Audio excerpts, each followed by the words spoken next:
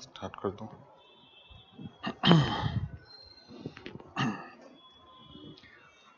Well, good afternoon. Now, in the previous class before the break, we were essentially talking about the politics of empathy. There we had seen a number of examples that when powerful people, whether formally, racially, socially, economically, politically, or whatever may, are more likely to be more arrogant and less empathic. So that is what we had seen in the previous class. Now, one small aspect of this politics of empathy is also found, which we will talk about now briefly. So, in empathy also, as in many other emotional competence, some amount of gender difference has been found. Some amount of gender difference has been found. Now, can you tell me which of the two, like in case of earlier competencies that we had talked about, can you tell me which you can say gender, male or female, would be normally higher in empathy? Perhaps all of you can tell the answer. So here we can see that females are normally higher in empathy than the males, as we had seen in our self-awareness class. That females are normally a little higher in emotional awareness than the males. So that is one thing that we had talked about. Here also we can talk about the same thing, that females are a little better in empathy than the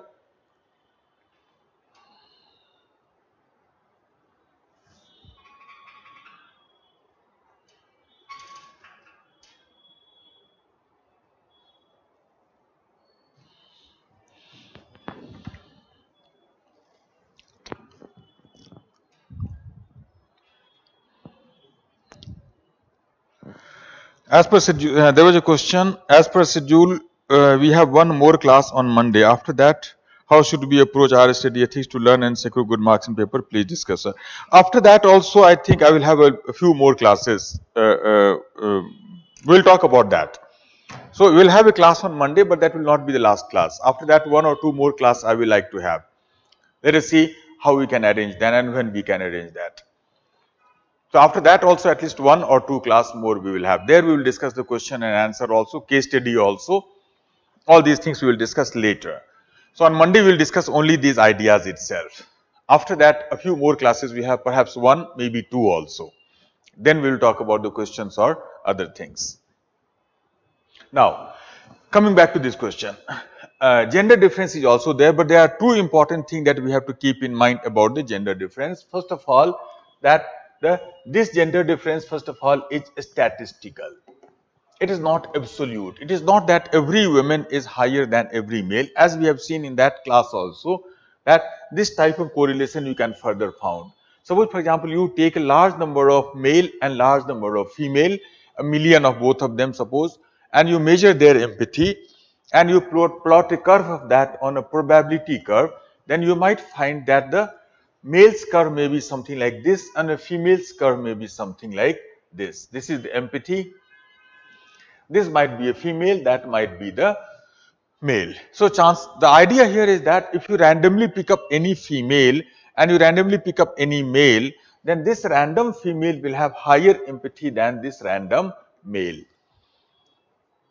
It is just about randomness, a probability, a likelihood in a way. There are always some males who are better than most of the females also, and there are many females who are worse than most of the males also.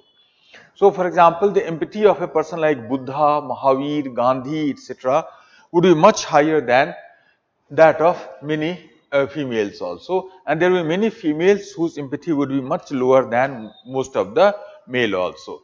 What was the name of that lady who is best known for this quotation? This is, I can say, a statement that if the people don't have bread to eat, then let them eat cake. I hope you remember that. She was Marie Antoinette, the wife of Louis XIV. So, as I can say, she was the Queen of France, and when the people told her that people are extremely poor and people are dying because of hunger, people do not have the bread to eat, then she simply laughed at it and said, okay, let them eat cake if you don't have the bread. Now, people were dying of hunger and you are making fun of that. Again, that is an arrogance of power. I don't care, attitude. And that actually led to the French Revolution, and finally she was guillotined also. Now, her empathy would be made. Of course, she was queen, more powerful person. Power often reduces empathy, as we had seen. But idea is that some women are, this is just a statistical thing again. It is not an absolute, number one. And second important thing is that it has a little social factor also play a role in that. Though there are some biological factors also, there is one hormone which has been found to play a very special role in empathy, oxytocin. You may have heard about that. Oxytocin is one hormone that is found more in women. Oxytocin, so-called cuddle hormone, as we call it. So it is a hormone that actually is more, you can say, prevalent, is easily more secreted in a woman's body, particularly during the childbirth, breastfeeding, etc. It is related to the, you can say that motherly feeling in a way, the breastfeeding, etc.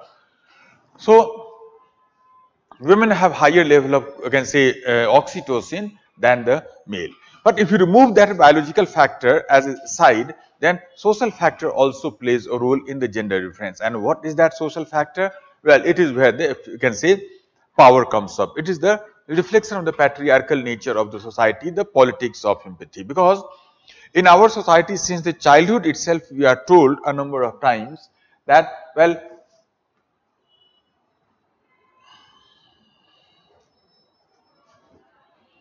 in a family, our family's wife are expected to be more caring and concerned towards the husbands than the vice versa. Mothers are expected to be more caring and concerned towards the sons rather than the vice versa, or sisters more towards the brothers than the vice versa. So in this case, you can say this type of change is often found here. So in this case, you can say since the childhood itself, we are expecting many such social aggressive practices you can find. I find in many part of North India, you know, that during the, you can say, the Navratri, for example, people worship their daughters, girls. I find this a little aggressive because, you know, that one day in the year they worship their daughters and the rest of the day they expect them to make sacrifice. If there is one glass of milk, well, give it to the boy. He is a man. You are goddess. What can I say? Why do you need milk for that? So they are expected to make sacrifice for the sake of brothers. Also take care of the sister, but that is more protectiveness. So I protect you, Raksha Bandhan type of thing. So I protect you and I care for you. There is a difference between care and protection. Care is a sign of empathy and protection is a sign of power. That I am more powerful and I protect you, I save you. That attitude is often generated in the men since the childhood itself. So many such social practices, etc., that is perpetuating here. Well, that may somehow reinforce this cultural tradition that men are more powerful and women are less. So women are expected to be more caring and concerned, and men are expected to be more overpowering and protective if they are to be. So that often creates a gender difference between the two. So as they grow up again, in between mother and son, oxytocin may play a bigger role, but still their patriarchy is important. Because mother-daughter and mother-son relationships are often found to be different. So because of that, as the people grow up, then that actually increases the, you can say, empathy of women, and that decreases the empathy of the men. Now, next important question is that what could be the possible solution of that? Two things can be there. One thing is that we can ask our females, for example, to have less empathy. That will make more power balance. Will that be the right thing to do? Of course not. That will not be the right thing to do, because if you do so, for example, then that is a, empathy is one of the most important human nature, human characteristics if you look at it. We often say that philosophers often try to define what does it mean to be a human being. Philosophers often say, like Hobbes, man is a, you can say, a selfish animal. Bentham, man is utilitarian animal, but materialistic animal. Kant, man is a rational animal. But we will say that more than being selfish, more than being materialistic, more than being utilitarian, more than being rational, man is the empathic species. Empathy is the most prominent, most basic thing that defines a human species. So if women are higher in empathy, then that's not a bad thing, that's a great thing that they have. So our solution, next important thing is that, we have to focus on the man's empathy more. That is where we can try to make a better society. You know, for last 10 years or so, after Nirbhaya case in Delhi particularly, a lot of debate has been going on in our public place, in our public discourse, that how to make women safer in the public places. And when they talk about, people talk about that, two types of arguments is often given. That some people say, the old people, the regressive people, conservatives and all, they often say that if you want to make women safer in the society, then put more restrictions on the women. That keep her in the house itself, don't let them to go out again. So people often suggest that women should not go out alone, market alone, shopping alone, college alone, should not study in the co-educational institutions, should not make friendship with the boys, should not go to, you can say, film with the boys unaccompanied by another relatives, for example. So women should not can say wear jeans, women should not talk on mobile, women should not eat chow mein. Yes, that was also said by a leader in North India somewhere.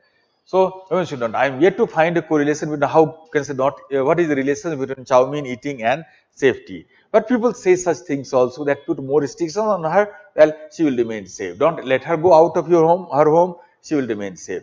Is that the right thing to do? Of course not. Second is our solution. We see here that if you want to make a better society in terms of relationship, power relationship, then, well, do not focus more on the women now. Focus more on the men. Women are not the problem, men are the problem. So empathy of the men must be increased rather than the females in a way. So that is so the focus must be on the man. So if you want to make women safer in the society, the first thing that you should do is to stop talking about the women. They are not the problem. Start talking about men. That is where the intervention has to be there. You know, a few years ago, Narendra Modi also had said in some you can say rally somewhere, that don't ask your daughters where are you going.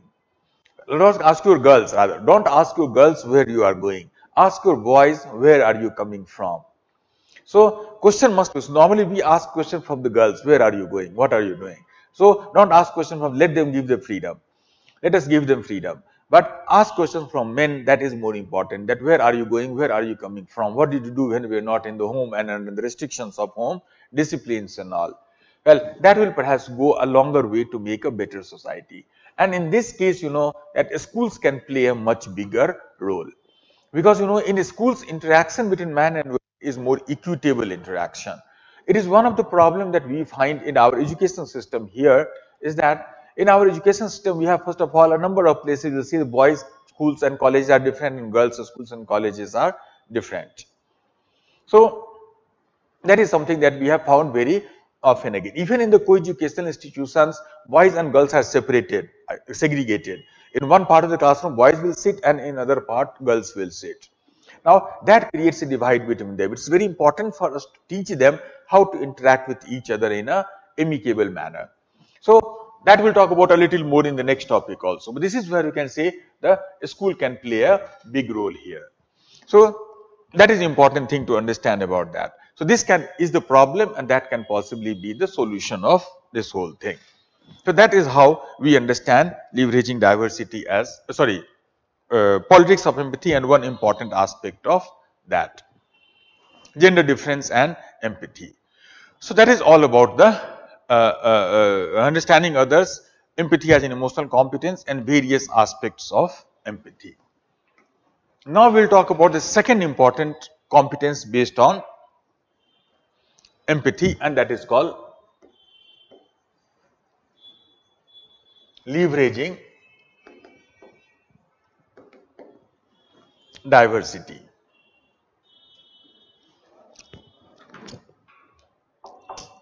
Leveraging diversity.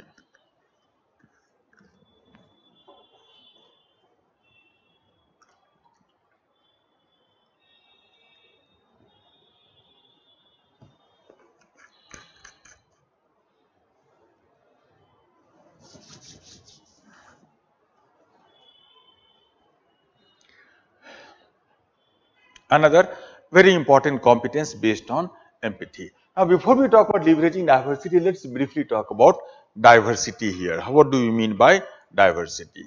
Write down further. Diversity is the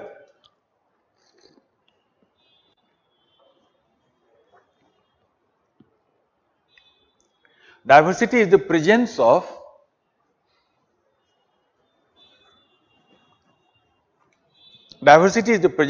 different types of people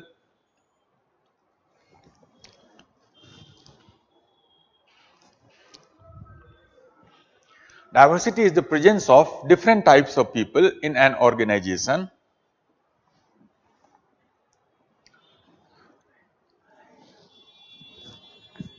Diversity is the presence of different types of people in an organization on the basis of the following. On any of the following grounds, like sex, language, religion. In a country like India, caste or race or ethnicity, caste, race or ethnicity, or you can say the state or region, nationality,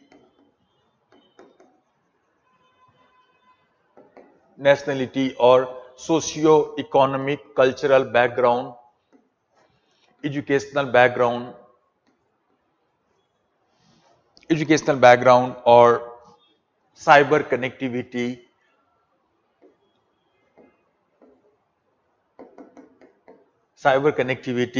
sexual orientation,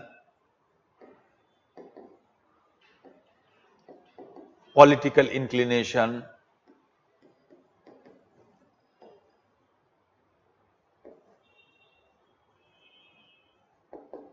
etc., etc.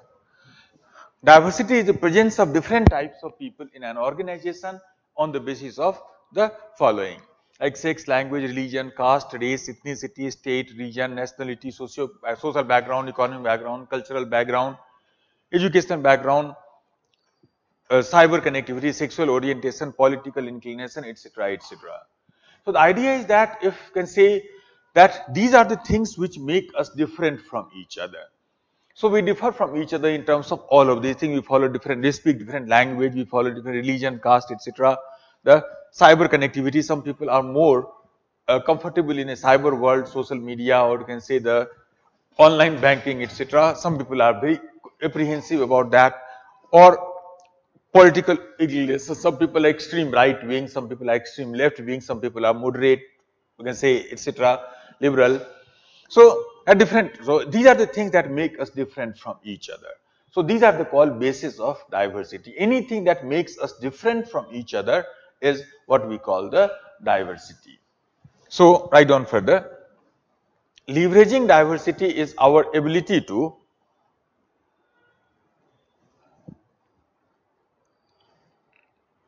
Leveraging diversity is our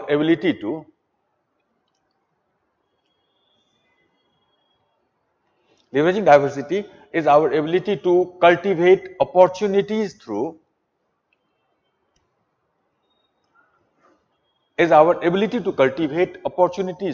different types of people.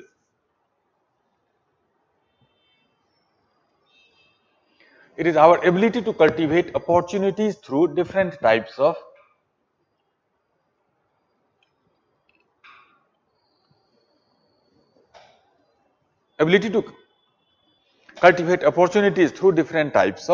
people.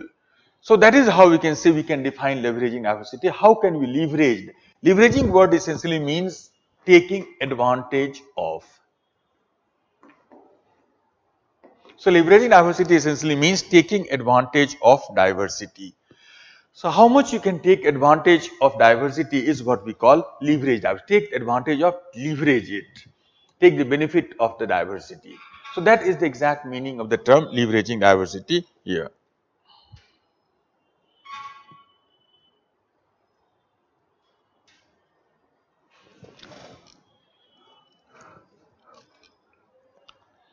So now if you can look at from this discussion then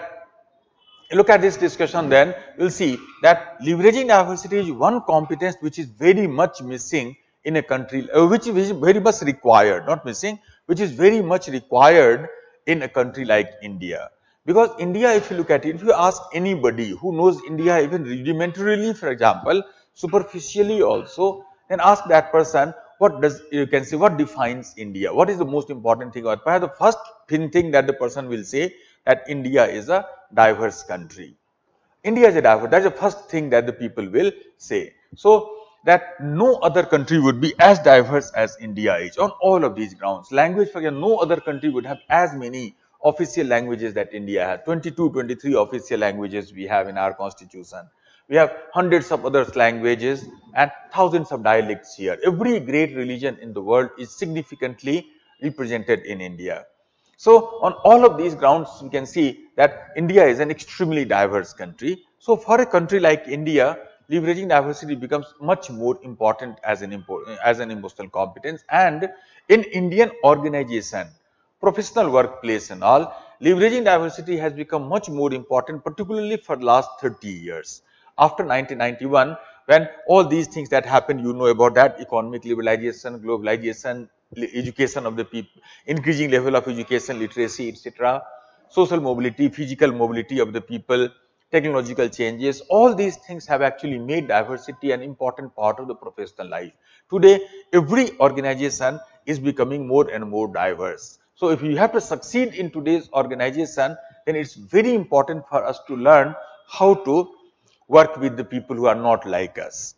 Of course, we have to work with the people who speak different language, who follow different religion, who have a different caste or race, etc. But we have to work together in order to achieve organizational goal. So, in modern circumstances, particularly for last 30 years, leveraging diversity has become much more important than it ever earlier was. That is what we can say. That is why it is considered to be such an important competence in the recent time. Let us see what exactly is the meaning of the term leveraging diversity here. Write down further.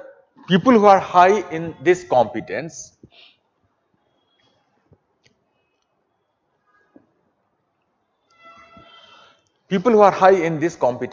number one, they respect and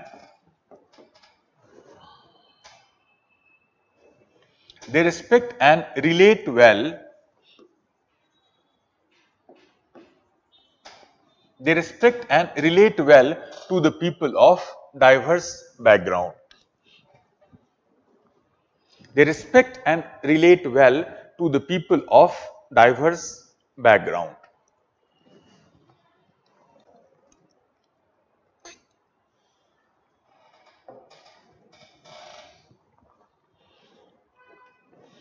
Now, the idea here is that, as I told you about the definition here, that leveraging diversity is basically your ability to take advantage of diversity. But we often say that leveraging diversity begins with respecting diversity. You must respect the people who are not like us. But the problem with the human being is that we often have this tendency in most of us, many of the times, that we often have a tendency to consider the people who are different from us as a sign of being bad. Difference we often consider as a sign of being bad. It is so common that I find some very interesting example. If you look at the history of any language, in any language, if you look at many words which are considered to be bad, earlier it was just an example of people who were different. Suppose, for example, do you know, for example, let's take a few examples. What is the meaning of the term sinister? Perhaps all of you may be knowing. Meaning of the term sinister is the evil people. Normally we say sinister means evil people. But do you know what was the original meaning of the term sinister? Well, original meaning of the term sinister historically was just the left-handed people. So initially they were left-handed people, but as the time passed, because left-handed people are very, very rare. In my classroom physically, well, when I ask how many of you are left-handed people, well, very few, perhaps one or two, maybe among 100, well, raise their hand, sir, I am left-handed. Very rare. So not more than 1, 2, 3% people are left-handed. Very rare people, and they are very different from us.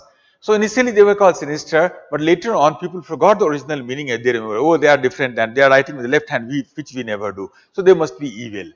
They must be so we start looking at them as with suspicion and doubt. So they become evil. And then after we forgot the original meaning of the term, and this meaning became the most important, commonly known meaning. Similarly, barbaric, for example. What is the meaning of the term barbaric? Barbaric, you know, is the cruel. Barbaric is the cruel. But do you know what was the original meaning of the term barbaric? Barbaric is a Greek word. So in ancient Greece, Barbarics were the people who were the people who did not speak the Greek language. So anybody who did not speak the Greek language, they were called the barbarics. Because when anybody who speaks a foreign language, that person does not appear to speak. They feel like something like babbling. So they don't speak, they simply babble. It is a phonetic term, rather than speaking like a Greek. So anybody who does not speak the Greek, they were called barbaric by the Greek people. So, and they were of course very different, and they speak a language that we don't speak, so they must be very different, and ultimately they become cruel. People forgot about the original meaning, non-Greek speaking people, and it became cruel. So many such examples you can find in the history of language, that the words were initially neutral, but slowly it became, you can see the negative connotation came up to that. This is one of the nature, but one important sign of leveraging diversity is that we have to recognize that no, people may be different, but that does not mean that they are bad people. They can still be good. And for that, they deserve our respect, they deserve our relation. We should try to respect them, we should try to relate with them. That is the first important sign of leveraging diversity, number one. Number two, write down further. They are sensitive to the group differences.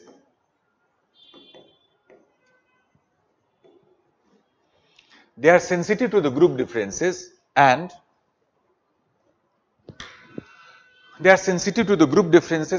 they understand the diverse world view.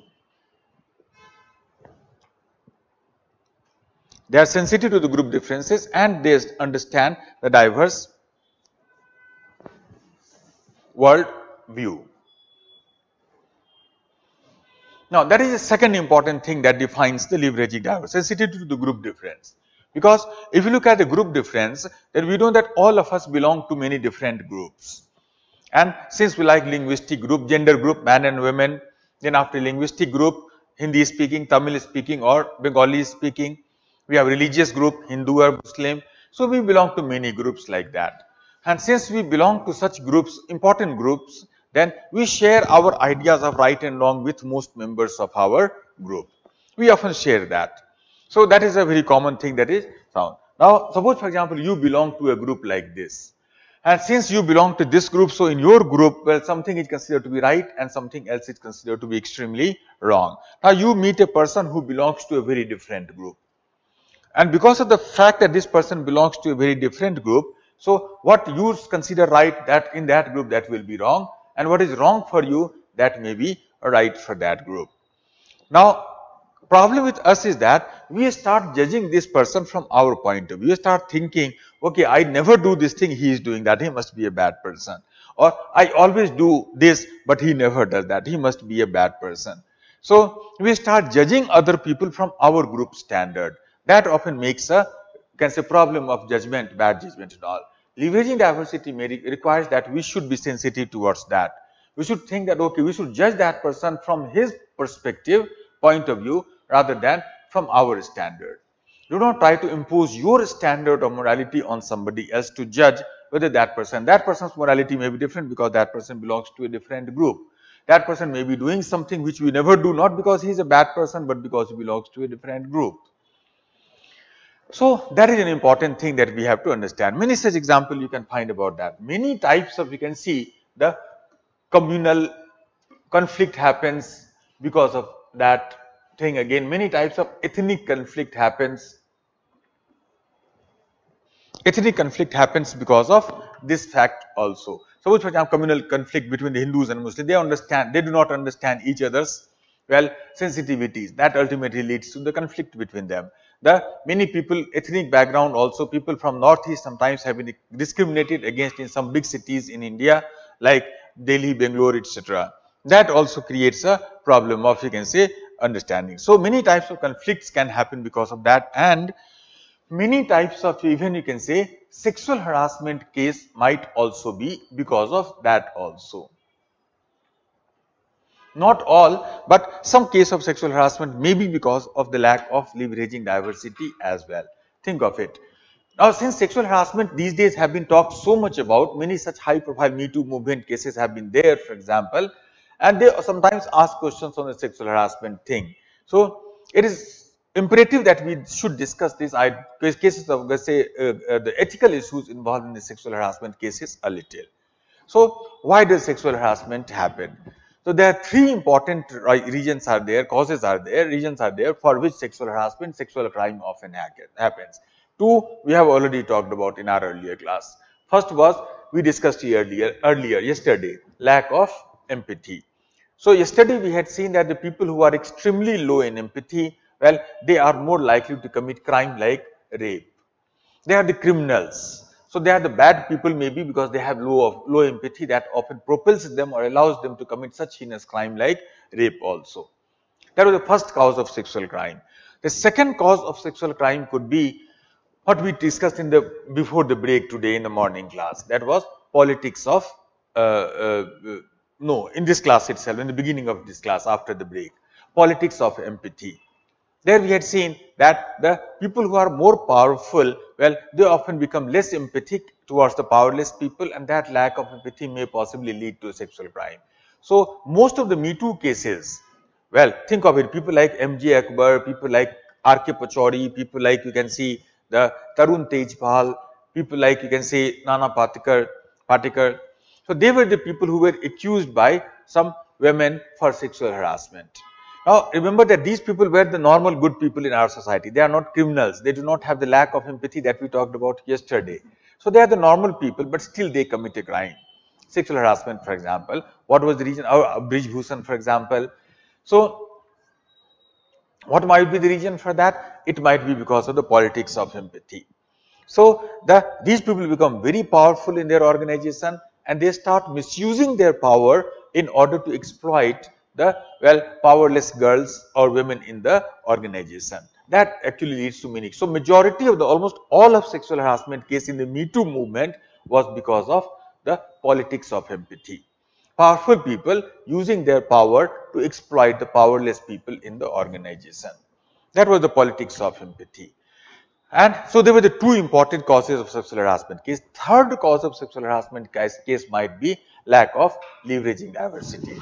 Now, in order to understand how the lack of leveraging diversity may lead to a sexual harassment case, let us take one example.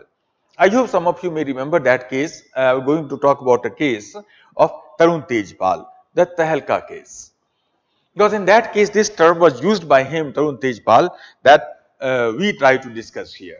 What happened on that day? I can say I remember almost 10 years ago, Tarun Tejpal was the chief editor of Tehelka, one of the most important magazine in the country, which changed the way investigative journalism in India is done. They are the people who started the tradition of or the practice of sting operation in Indian journalism.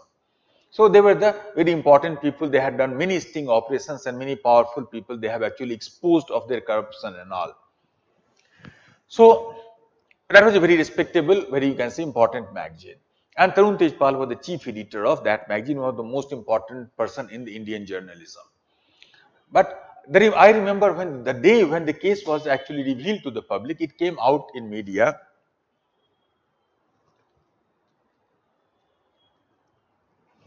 When the case came out in media, then on that night when it was reported, then the first report was something like this, that Tarun Tejpal, the chief editor of Tehelka, he had resigned from his editorship from the Tehelka magazine, and in his resignation letter, which he sent to the deputy editor, Shoma Chaudhary, in which he has said, he had written there in that letter, that I have made a terrible lapse of judgment.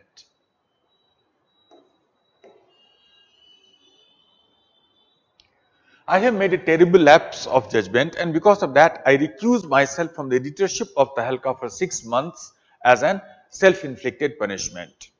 He was trying to take a moral high ground that it was a lapse of judgment and I gave a punishment. I made a mistake and I am giving myself a punishment.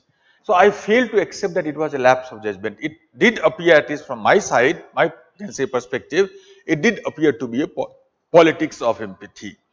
Because, well, he was a very powerful person, and this girl who accused him of sexual harassment or to whom he harassed sexually, she was a very young girl, acting as, working as an intern in his magazine. And we can say, and she accused him of the sexual harassment.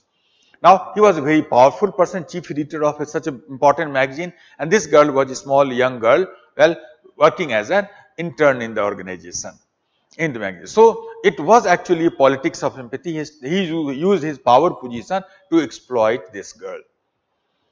But if we take it as the face value, it was actually a lapse of judgment. Then what is the meaning of the term lapse of judgment? Well, lapse of judgment means something like this, that whenever we interact with each other in front of each other, then very often it happens that when we say no to somebody, then sometimes we actually, most often we actually mean no. But sometimes when we say no, we mean yes also. That also happens. It happens very often with me, for example, that when I go to somebody's house and that person offers that, would you like to have a cup of tea? I say that no, there is no need of a tea. But internally I believe that yes, please. So I say no, I don't want a tea, but internally I mean yes, I do want. And thankfully that other person understands that my no does not mean no. He understands that yes, my no is yes. And then after they insist upon that, and at the end of it, I agree that if you insist so much, then well, I have no choice but to have it. And then I thankfully, happily take my cup of tea. So that is what happens here. So very often it happens when I say no, then we actually mean a no. Sometimes when we say yes, then we mean yes or no, when we mean yes also. Sometimes when we say no, then we mean maybe also. We have no opinion in that case, neither yes nor no. We let the other person to interpret that either as yes or no. Both of them will be okay for us. So this is how the social interaction is. Yesterday, remember, we had talked about that same word, depending on, you can say, emotions behind that, may have 100 different ways. Same word thanks, for example, can be said in 100 different manner. Same word no can also be said in 100 different manner and can be interpreted in 100 different manner. So that is where the problem is. Now, lapse of judgment is the inability of the person to actually understand what is said and what is meant. So, if he was right that it was actually a lapse of judgment, Tarun Tejpal, then situation might have been that he made a sexual advance towards that girl. She said, no, please don't do that. But when she said no, then she actually meant no. And he misunderstood that as yes. And he continued making that advance, and you know what happened after that. That was a lapse. So he could not make a proper judgment what was the meaning of the word. That is where empathy comes into play. We have to understand the meaning of the word more.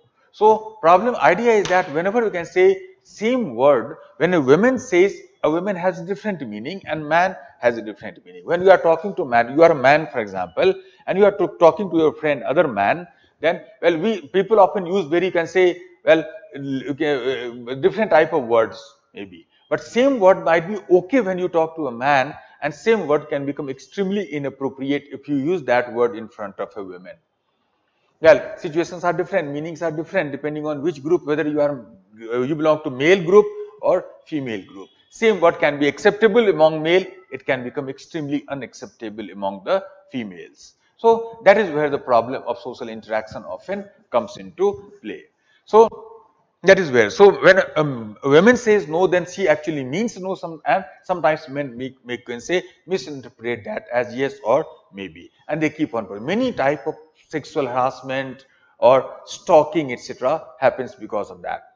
And in that misunderstanding, Indian films play a big role in that. In many Indian films, you know that when a hero makes an advance towards a girl, initially girl says no, please don't do that, and one song later the no becomes yes. Now people do not realize, the men watching, boys watching these such can say stories and all, they do not realize that it was just a film. It was just a film, and you can see they are simply playing a script. They start thinking that real life must also be like that.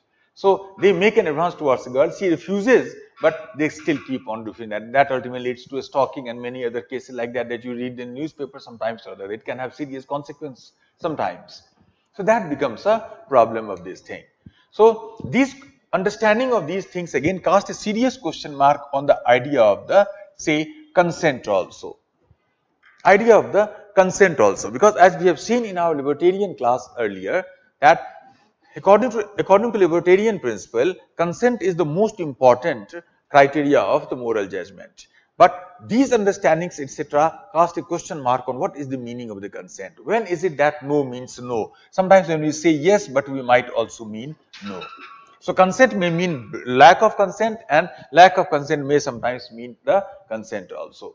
So how do you know about that? So that creates a big problem in our understanding here. So, and this problem is found even in such big cases like, for example, the judges also. A few years ago, I hope that some of you may have read about that.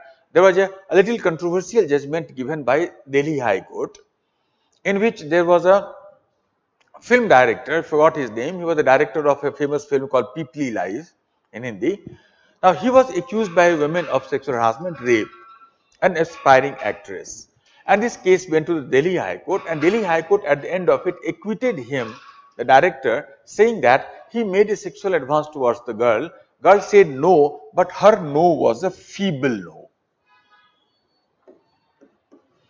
Feeble no. Now that raised many questions in, you can say, our discourse later on, that what do you mean by feeble no? No means no. How do you know that which no is a feeble no and which no is an assertive no, strong no, weak no, whatever? That's why we can say when we teach our children, these days you can say in NCERT book I have seen that the children are taught in the gender sensitivity classes and all that, well, no means no. When a woman says no, then we should not try to further interpret what is the meaning of that no. No means no, that is it. Otherwise, if you try to go beyond that, then you may make a lapse of judgment, and that may create a serious problem for the women also and for you also at the end of it. And this is where the schools can play a very important role, as I was talking about in the previous topic also.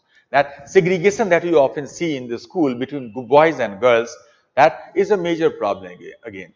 We often segregate the boys and girls. Girls play with the girls and boys only with the boys. So as they grow up, they do not get enough interaction with each other to understand each other's sensitivity. And when they grow up, then boys and girls, they remain mystery for each other. But so that is a very problematic thing that we should try to know. You must allow the children, boys and girls in the schools, to interact with each other at an equal level. Because in a school you can segregate them, but can you segregate them in the society, larger society later on? Because today you can say that women are going out again, they have to work together, men and women have to work together in the organization. So today we are not living in a time where place of the women is only inside the home. Women are going out and they are working. Public places, they are there. So today they have to work together in a public place. So why do you segregate them in a school if they have to work together later in a class? So since the childhood itself, we are not allowing them to understand each other, so that in the adulthood, well, they do not understand, and that ultimately sometimes creates some problems for them. That is what is important that we have to take into consideration. That is why I can say school can play a very important role to teach understanding of the other people. So not many, at least some of the Me Too case that was there in the sexual harassment was because of a lapse of judgment. That men did something where you can say it was just as insensitivity. They did something that may be okay for a man, but women felt offended because of that, and it became a sexual harassment case. Many sexual harassment cases may be also because of this fact that, well, men and women do not understand each other's sensitivity. Particularly men do not understand the sensitivity of the women. That is the meaning of this point that we talked about here. They are sensitive to the group difference based on community, ethnic group, gender, sex, etc., etc. So that is one important thing that leveraging diversity requires. You must understand what is the sensitivity of the other people with whom we are talking about, with whom we are interacting, with whom we are working. So that is one important sign of leveraging diversity. Next one, fourth one, write down further. That is the meaning of these things. All these things can be understood from this point of view. Next one, write down further. They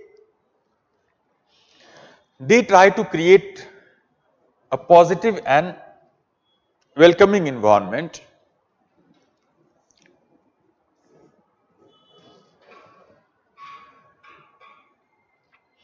in which they try to create a positive and welcoming environment in which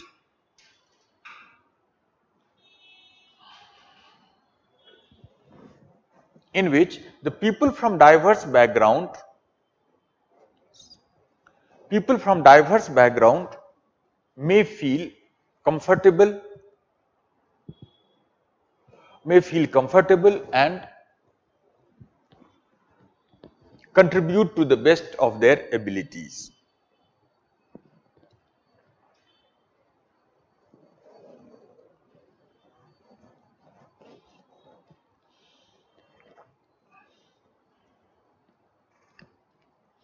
And contribute to the best of their abilities.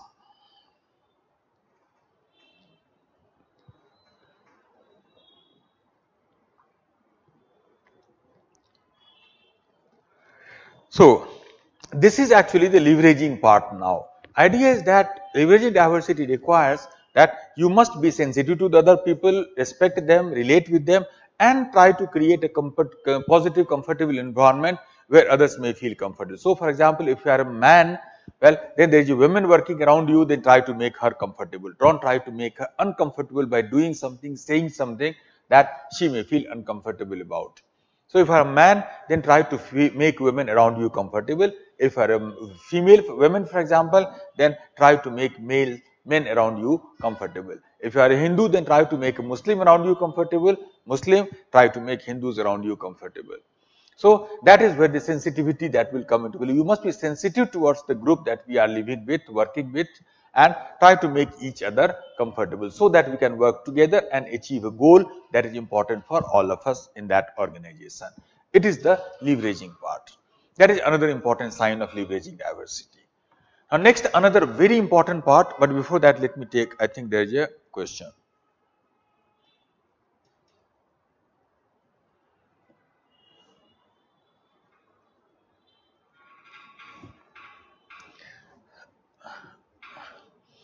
Biswajit, a few years ago, ex-CJI Ranjan Gogoi accused sexual harassment. Is it a misjudgment? Biswajit, it was actually, I don't know whether it was a misjudgment. I believe, though we are not in a position to make a judgment, we don't know the fact of the situation. But it also appeared to a politics of empathy. He was a CJI, powerful person, and the girl who accused him of the sexual harassment were less powerful. So, it might be a, you can say, politics of empathy, power relationship. I don't know much about that, so we cannot make a judgment sitting here, but it did appear to be a case of politics of empathy. Maybe it might be a question of, you can say, the that thing also.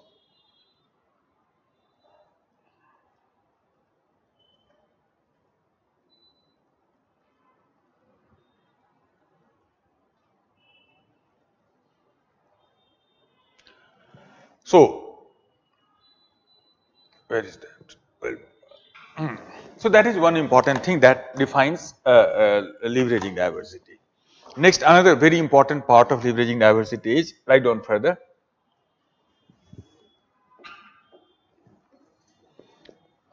1, 2, 3, fourth point. I don't. They avoid calling attention to.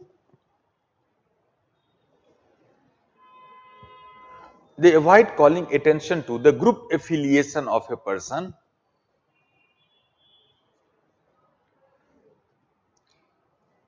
They avoid calling attention to the group affiliation of a person.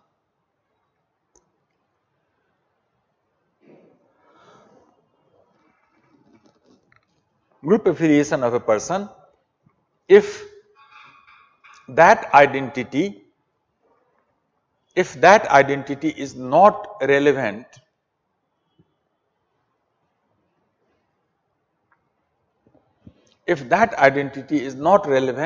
in that context. If that identity is not relevant in that context because this may invoke stereotype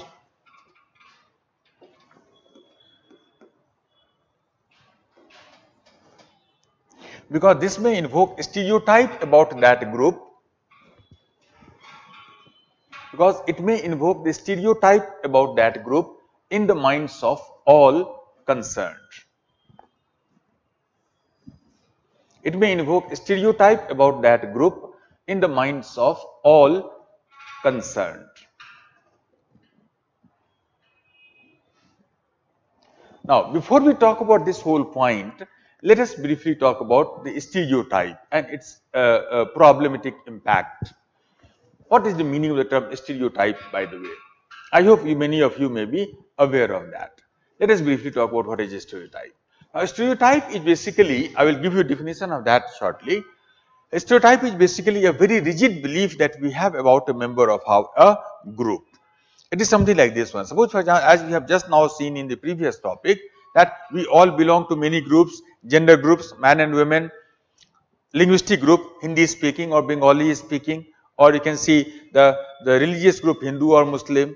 We all belong to many groups. And because of the fact that we belong to many groups, so we have many characteristics in us which we share with all members of our group. So, for example, in many ways you can see that most of the Bengalis might be similar. In many ways, most of the Punjabis might be similar. Most of the Biharis might be similar. We are similar to that. So, we all have certain characteristics. Let's call them the group characteristics, which make us similar to most members of our group. But along with that, we all have certain individual characteristics also which make us unique. So, most of the Bengalis might be similar to each other in many ways, but that does not mean that they are clone of each other. So, most of the Punjabis might be similar in some way, many ways. That does not mean that they are clone of each other. So, there are some individual differences are there that makes us unique, make us different from each other. Most of the males may be similar in some manner, females may be similar in some manner, but that does not mean that all the males are clones and all the females are same. No, there are individual differences that we all have. Now, a stereotype is a situation when we see a person belonging to a group, then we overemphasize on the group characteristics and we undermine the individual characteristics. We make a quick judgment, oh, he must be like that because he belongs to this group. He is a Punjabi, so he must be like that. He is a Bengali, he must be like that, without actually looking at whether he or she is like that or not. This type of thinking is called stereotypical thinking, as such a belief that makes us to make a judgment about that like this is called stereotype. So, write down a few lines. Stereotypes are our rigid belief. Stereotypes are our rigid beliefs about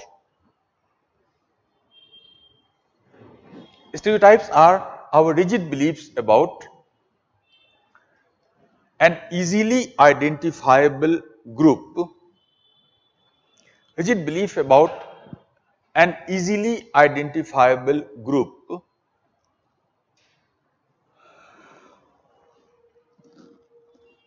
which make us to judge a member of that group,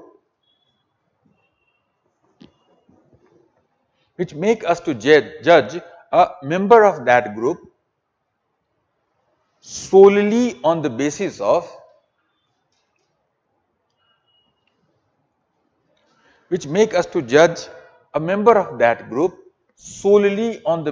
of his or her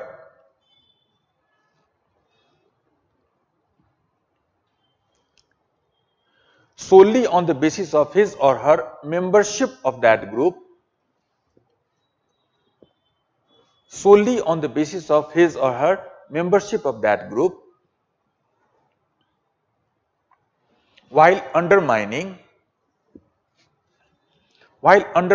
his unique individual characteristics. I repeat, you can revise that. Stereotypes are our rigid belief about an easily identifiable group which make us to judge a member of that group solely on the basis of his or her membership of that group while ignoring his unique individual characteristics. That is what we call the stereotypes in a way. So, idea is that when we see, so it is a rigid belief that we have about an easily identifiable group. Which groups are easily identifiable? Well, most easily identifiable group is the gender group, sex. Look at the person, you know that whether he or she is male or female. Or language is second easily identified. The moment person opens his mouth, you know the language that he is Hindi speaking or Bengali speaking. Or religion is an easily identifiable group because you know the name of the person, you know his religion immediately. Caste is an easily identifiable group. You know the surname of a person, you can imagine, you can understand his or her caste. So these are the more easily identifiable groups: sex, language, religion, caste, etc. So they are easily identifiable regional groups.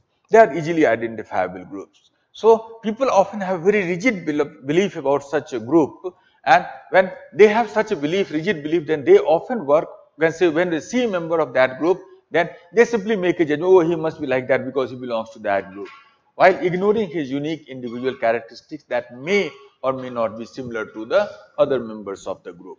Such belief is called stereotypical belief. Now, as we will see shortly, stereotypes are a major problem in our social interaction.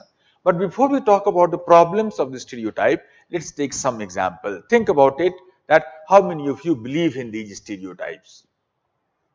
Tell me, how many of you believe in this stereotype? A very commonly held stereotype throughout the world, more so in our country. How many of you believe that women are bad in mathematics? Women are bad with numbers? Well, when I ask this in my classroom, then maximum 1 or 2 students raise their hands. I will talk about those people also. Here also perhaps 1 or 2 of you may agree with me on that stereotype. Let me make it a little simpler. How many of you know that it is commonly believed in our society that women are bad in mathematics? Now perhaps many of you will agree with me. Most of the classroom, a number of students raise their hands, sir, I have heard about this. Though I don't believe, but I have heard about it. So idea is that if you have heard about it, then you already know about the stereotype. Now, many people, you can say many students in my class also, they not only say that they have heard, they actually say, sir, it is a fact. I ask them, how do you know that it is a fact? Then they appear to give you some scientific evidence also. And one of the most common evidence that they give is that they say, sir, if you go to any study, any field of knowledge, study, profession, etc., where mathematics is the most valued trait, then you will find women are highly underrepresented there. Engineering is the most common example people give. And when I ask in my classroom that is there any, how many engineers, many of my students raise their hand. Many of you might be an engineer here also. Now, those of you who are engineer in this classroom, can you tell me what was the ratio of man to women in your class, engineering? Well, I find in many of my classes, particularly in the core engineering subject, like for example, the civil, electrical or mechanical, etc. In such a subject, such subjects you will find that majority of them are, so 100 men, 5 women, 200 men, 20 women, 60 men, 7 women. That type of ratio often I find in my classroom when I ask this question in my class. Many of you may can say have a similar ratio, similar can say judgment. Now, these people say often that, okay, since women are so less represented in engineering, that means that they are bad in mathematics. They do not have the competence, they don't have aptitude for mathematics. That's why they never get to get into the engineering subject, etc. As we will see shortly, that like any other stereotype, this is also wrong. But before we talk about that problem with this stereotype, let us see why is it that it is. So how does this stereotype change our thinking pattern maybe? Let's take one example. Suppose for example, there is a boy and suppose there is a girl. And suppose for example that this boy is very bad in mathematics and suppose this girl also is very bad in mathematics. Now both of them are same, bad in mathematics, fact is same, but how do people interpret that? People often say that, well, this boy is so bad in mathematics. This is what people say, oh, this boy is so bad in mathematics. We accuse the boy, this boy.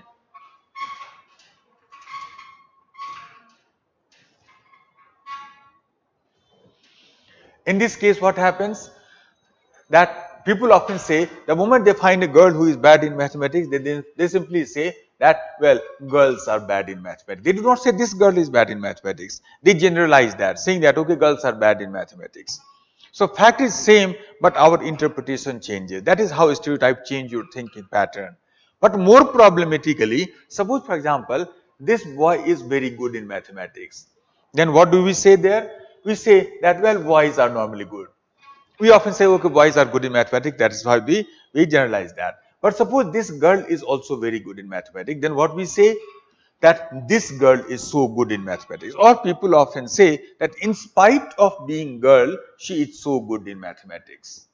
Now this word, in spite of being a girl, is from our point of view is an objectionable thing. What do you mean by in spite of being girl is good in mathematics as well? So idea here is that whenever we find a girl who is bad in mathematics, we generalize that, okay, girls are bad. But the moment you find a girl who is good in mathematics, we don't generalize that. We make her as an exception. That she is an exception, otherwise girls are bad. So any counter stereotypical information becomes an exception, and any single information in favor of the stereotype becomes a rule for us to justify the stereotype. That is how we can see the stereotype distort our thinking pattern. Now let's take another example. In this case, perhaps many of you will, as if you are a representative of my normal class here, then you will see many of you may raise your hand. How many of you believe that women are bad drivers? Well, many of my students in the classroom simply say, yes sir, it is a fact. As we will see that, like any other, I will give you some evidence for that shortly. Like any other stereotype, this is also wrong. But people strongly believe in that. What is the problem in such a stereotype? Think of it. It happened actually with me. I am telling you a real story. That once I was going to somewhere, one of my friends was driving the car and I was sitting beside him. Now, some other car overtook my friend's car, and just after overtaking it, the second car changed the lane. It was a very dangerous turn. So dangerous it was that my friend had to do a lot of, you can say, maneuvering in order to save his car from getting scratches and all. Now my friend started abusing this driver left, right and center. But suddenly he became quiet, relaxed, calm.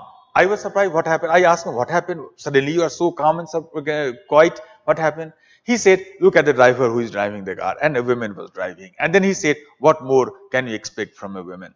That is where the problem is. If a man is a bad driver, then we say this, we abuse that person, that he is such a bad driver. But the moment you find a woman who is a bad driver, well, people often say, oh, women are bad drivers. What more can you expect? Now, this is where the problem is. Why it is a wrong stereotype? I will tell you some evidence. Now, this is just interesting. Just a few months ago, I was reading in Delhi. Delhi Traffic Police had published some traffic data. So just look at this data and try to see that what do you think is right. According to Delhi Traffic Police, that on the roads of Delhi, around 93% of the drivers on roads of Delhi are men, and 7% drivers are women. That is the ratio of the drivers on men and women according to Traffic Police data in Delhi.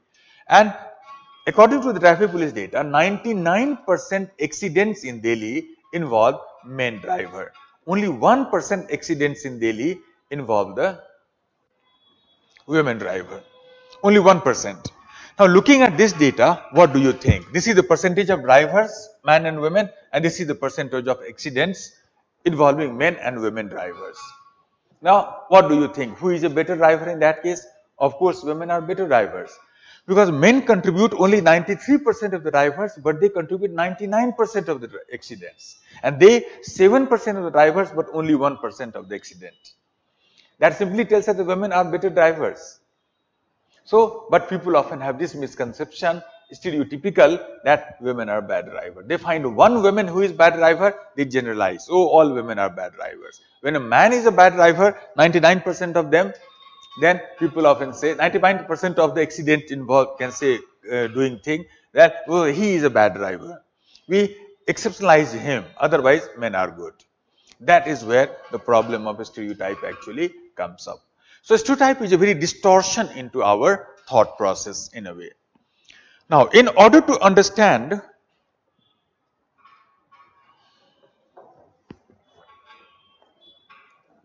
the impact of stereotype on the actual performance of the people, a very important research was conducted by a psychologist called Claude Steele.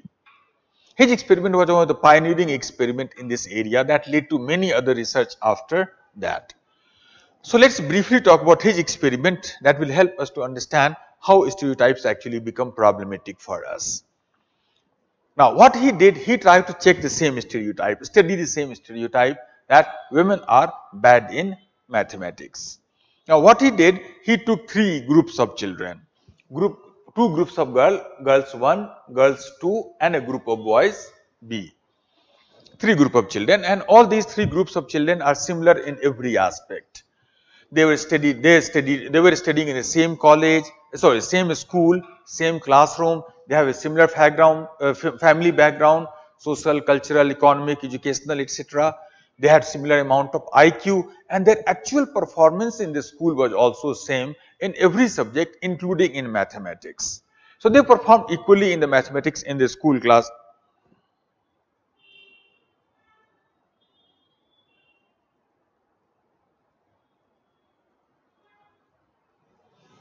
So in, you can say, so equally you can say good there, all of them were, including in mathematics also, in terms of the marks that they used to get in the school exam and all.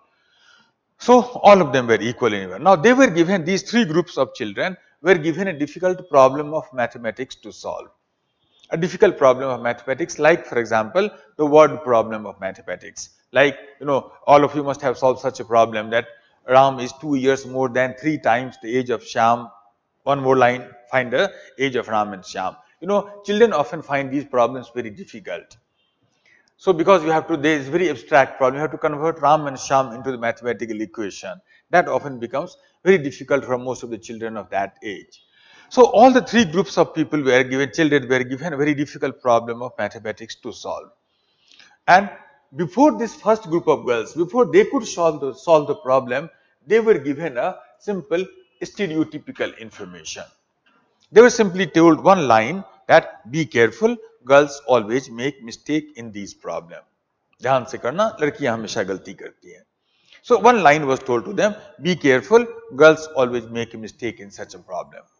They were not told any such thing, they were simply given the problem, solve it. They did not need any such information. Now do you think just because of one line told to them will actually have an impact on the performance of the girls in the classroom? Well, it was actually found to have impact. It was found that these girls' performance, you can say, was reduced, and these girls performed as good as the group of boys. So they found, Claude Steele and his associates, they found that girls are not otherwise bad in mathematics. Girls are as good in mathematics as the boys are.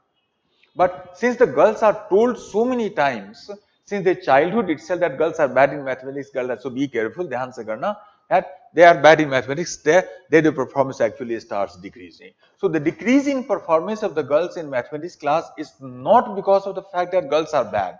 It is because of the fact that stereotypes exist. So stereotype is the cause and performance reduction is the effect, not the vice versa.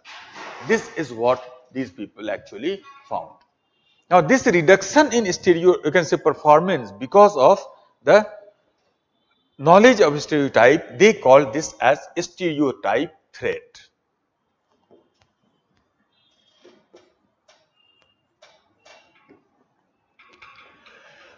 They called that as stereotype threat. Now write down a few lines before you proceed further. It is found that just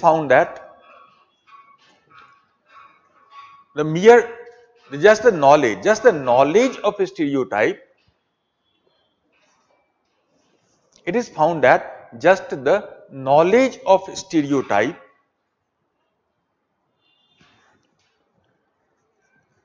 the knowledge of stereotype reduces the performance of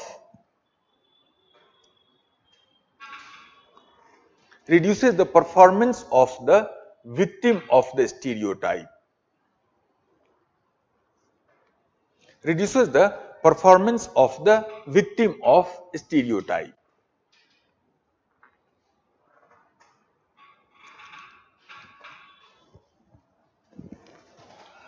Reduces the performance of the victim of stereotype. this means this reduction in performance. This is called stereotype threat.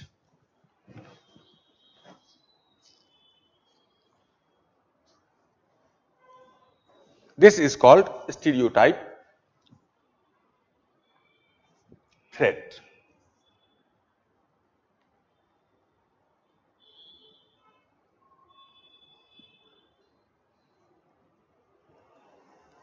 So this is what these people have found, that just the knowledge of the moment people know that I belong to a group where people perform badly, maybe like this, well, they start. Now when this threat was actually understood by experiment there, then people did not know, Cloud Steele himself perhaps, that it was because of why did it happen. But today we know that it is a emotional thing. Emotions actually create a problem here. What is the problem?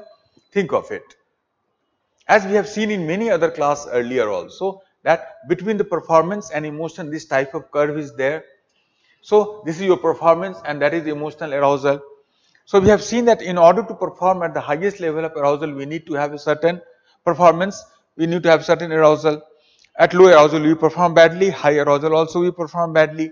So in this case it was found that the second group of girls and the group of boys, they perform at an optimum level of arousal. Because of that their performance was good.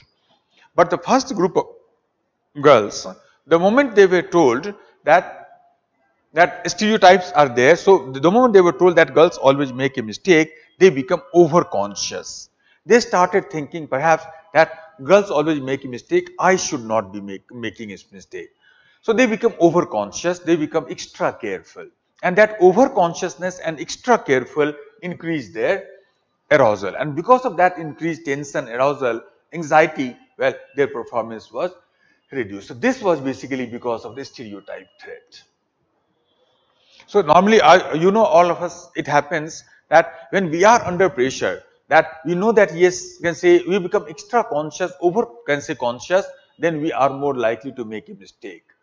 It increases our arousal, anxiety, that girls make a mistake, that creates anxiety, then I should not be making many mistakes.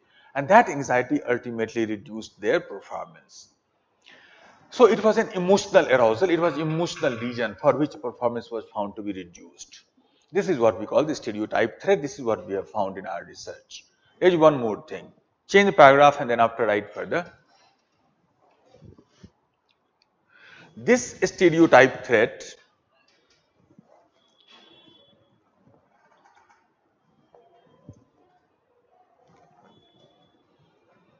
is strongest for those people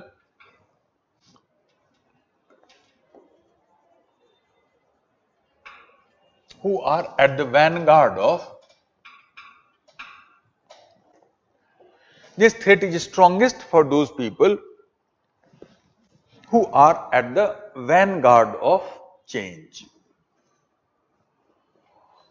This threat is strongest for those people who are at the vanguard of change.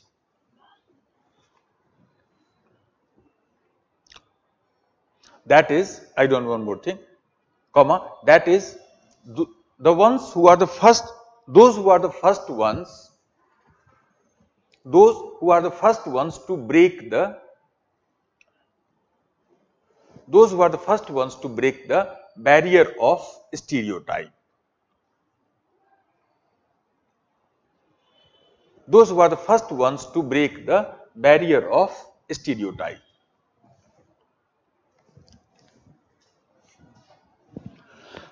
So this is what we have found, that this threat is for everybody who is a victim of that stereotype. But this threat is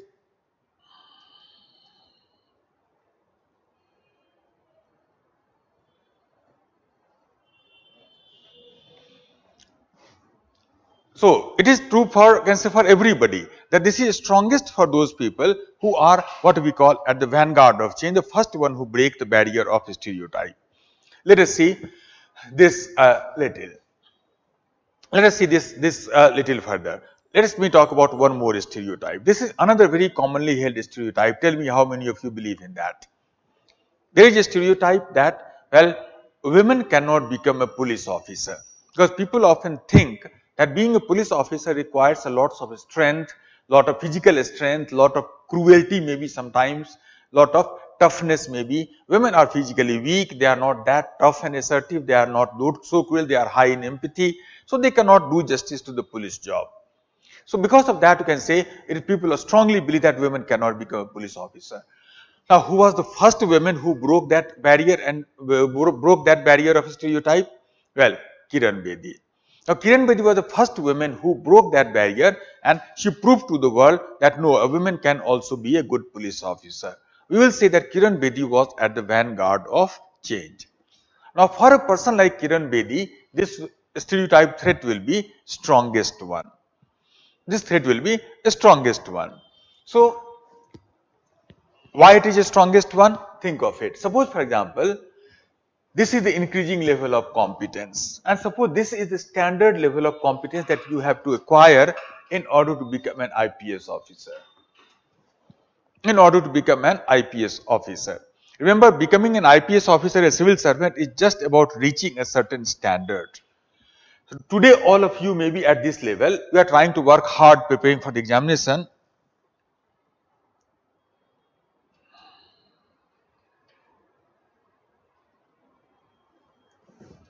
So you can say, so in this case you can see that you are at this level and you are actually working hard and you are becoming better and better, and the moment you touch that line, you can become easily an IPS officer, you can clear the UPSC exam. That is, so you all try to achieve a certain standard. If you reach that standard, then after clearing the exam will be a child's play for you. Now, if this is the standard of a normal person, then for a woman like Kiran Bedi, she had to reach a much higher standard for that. So, for a man to become an IPS officer, only this level of competence is required, but for a woman like Kiran Bedi, we need that level of competence here. This is the extra work that she has to do, will be a type of discrimination that she has to face because of the stereotype. This will be a type of discrimination that she will have to face, she has to face because of a stereotype. Because why it is so? Think of it. Suppose there is a man officer, there is a man IPS officer. If he makes a mistake, he makes, you can say, botches of a case. What do you call him? He makes a very bad decision, bad, you can say, mishandling of a case. What do you call him? You say, he is such a bad officer. But if a Kiran Bedi does the same mistake, what people will say? Well, she is a woman, how could she do this job? We already knew that. How can a woman do a police job? So in this case, it will not be said that she is a bad officer. Well, people will say that she is a woman, that's why she could not handle this case. So she will always feel the pressure of being woman, because she knows that if she fails, then she will not be blamed her personal incompetence.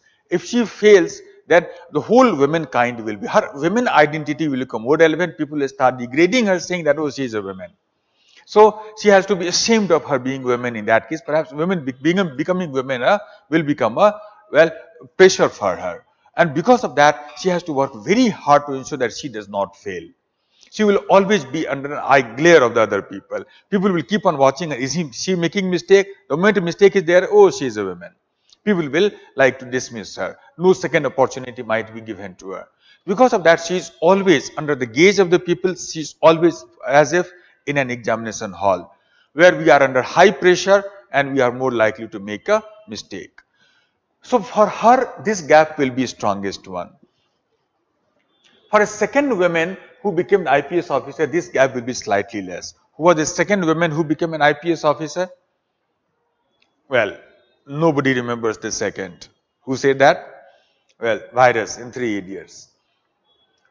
For her second woman, it will become a little easier. Why it is so? Because for the second woman, at least there is an example that she might possibly be more confident, thinking that if Kiran Bedi can do that, why can't I? So she will have to simply follow her example. Kiran Bedi had to set an example and the second lady had to follow an example. Setting an example is always more difficult. Following an example is always a little easier. So for the second women officer, it will be a little easier for her to become for third women, this gap will be lesser. And as more and more women become IPS officers, then we will say that this gap is being reduced slowly and slowly. And when a large number of women become the IPS officer, then we will say that this gap has been bridged. But this will take sometimes generations and generations, and during which period women often face the discrimination just because they are women. That is where the stereotype actually create a system of discrimination in the just unjustified discrimination in the society. You know, there is a beautiful quotation of Socrates which I like to mention here. There is a quotation of Socrates. He said that if you make women equal to men, then she will become better than men. Now I will change that quotation here from this context. I will say that in order to become equal to men, a woman has to be better than men. Otherwise, she will never be given that equal status in front of the men. So, in order to become equal to men, a woman has to be better than men.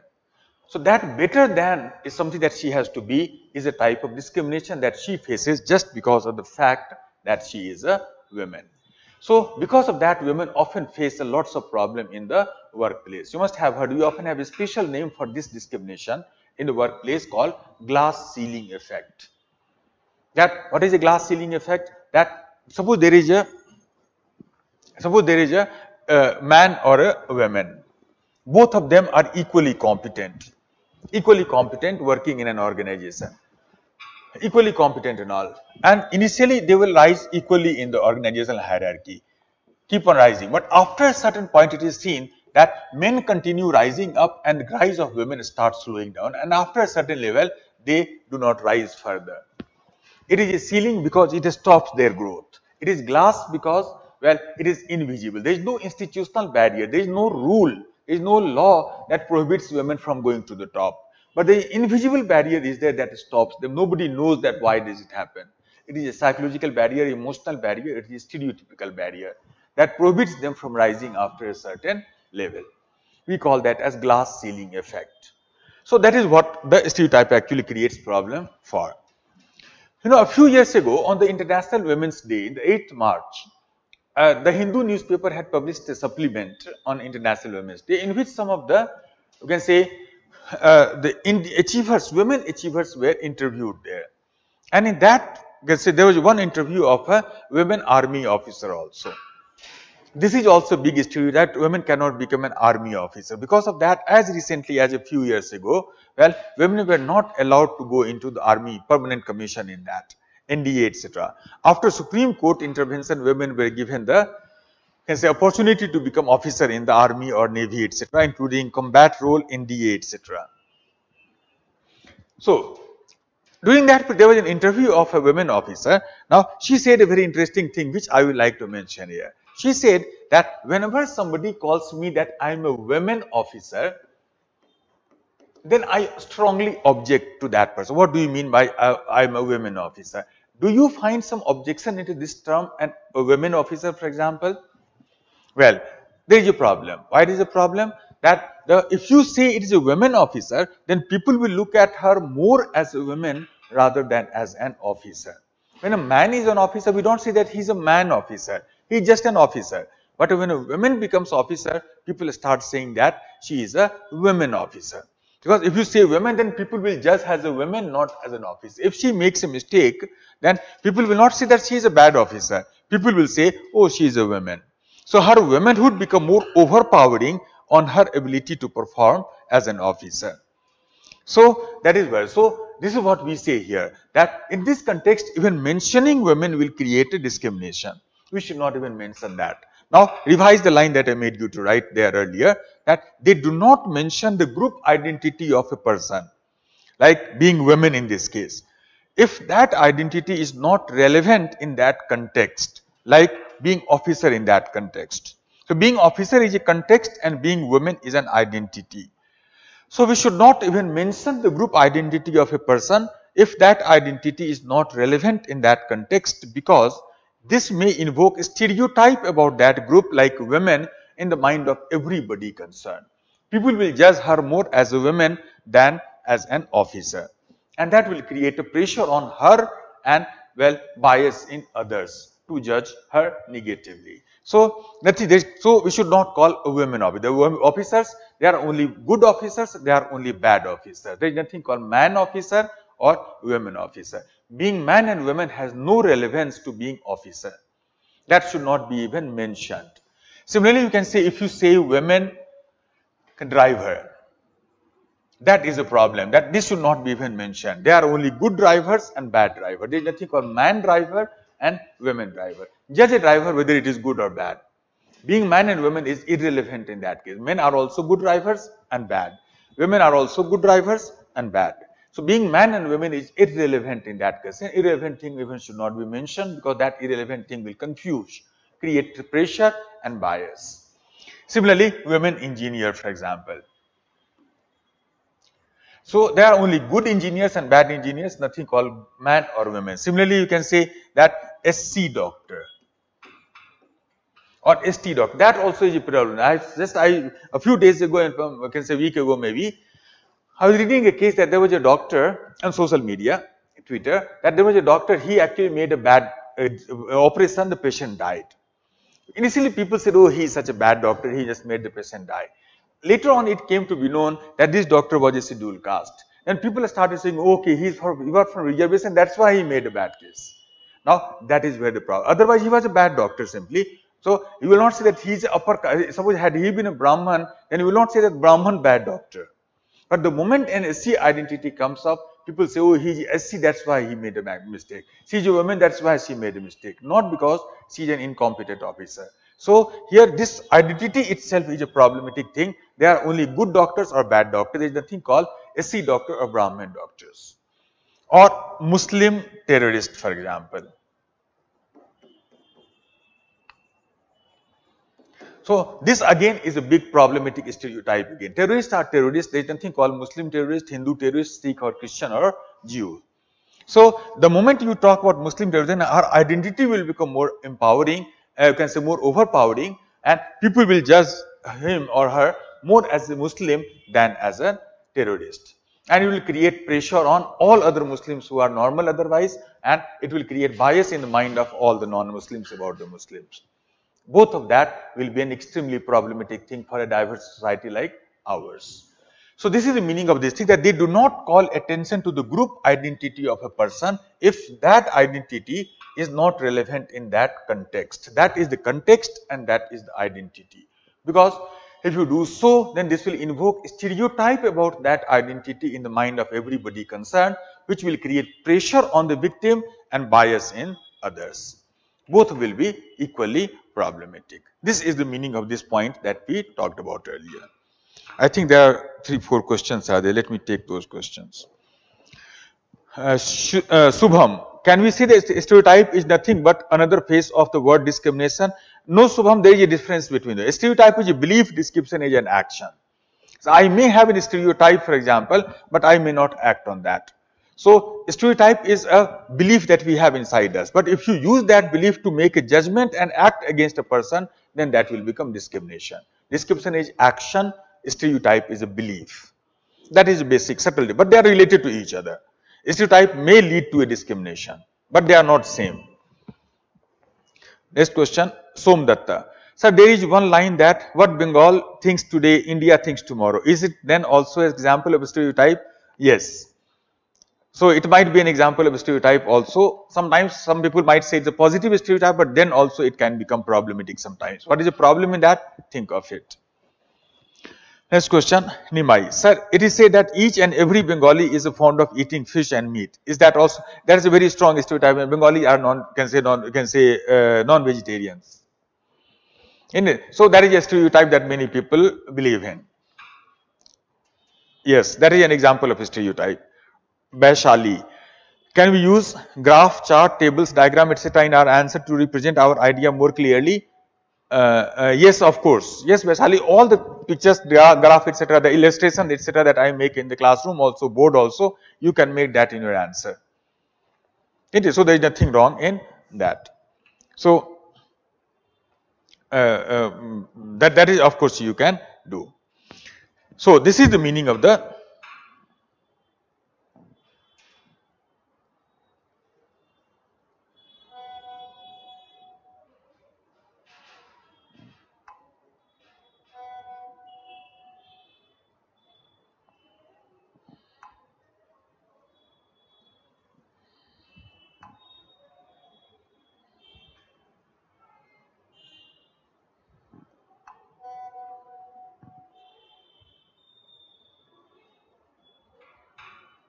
So that is all about stereotype and its various aspects. Next one, last one more point, write down further.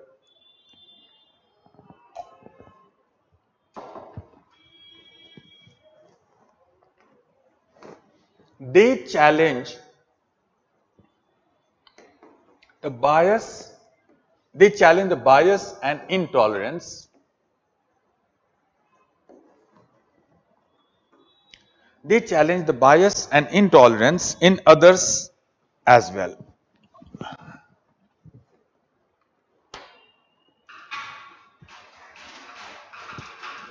They challenge the bias and intolerance in others as well.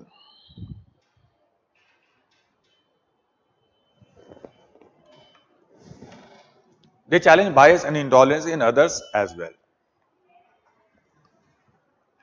Viswajit, sir, can we say Pakistani terrorist?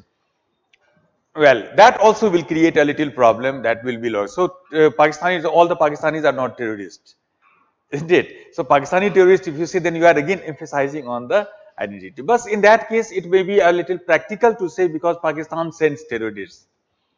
So, we can say that national, but ethically speaking, strictly speaking, even that will create a distance between the two countries. That will have a consequence at the end of it.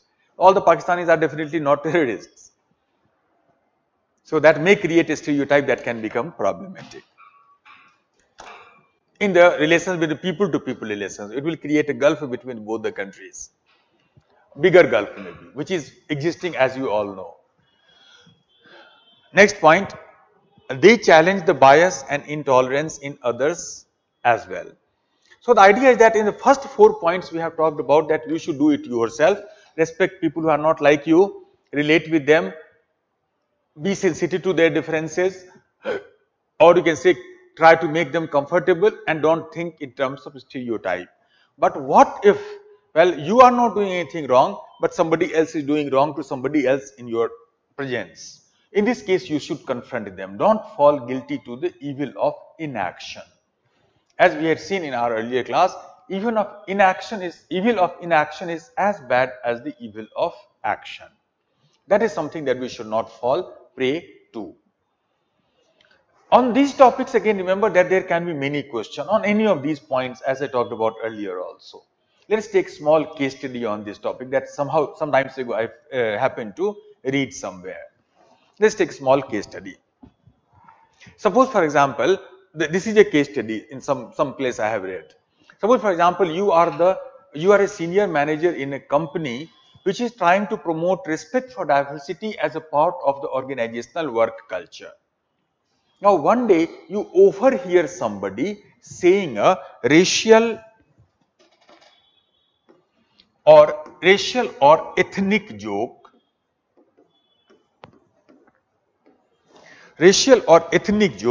and some other people laughing at it. Now, as a responsible officer, what would you do in that case? Now, that is one important thing. So, for example, before we talk about this question, you know about these jokes again. Every society has many racial or ethnic jokes. If you go to Britain, for example, then people have Irish jokes there. If you are in Europe, then people have Jewish jokes. In America, very commonly you can say blonde jokes you can find. In India, we have many types of jokes, Sardar joke, Santa Banta joke, Bihari joke, Bengali jokes. Well, Bengalis become the part of that joke. As somebody said that yes, Bengalis always eat meat or fish. So people often make joke on these issues that can say that we often see. So every society has certain racial or ethnic jokes like that. Now the question here is that what do you think that such jokes, is there any problem in such joke? I hope that many of you may answer that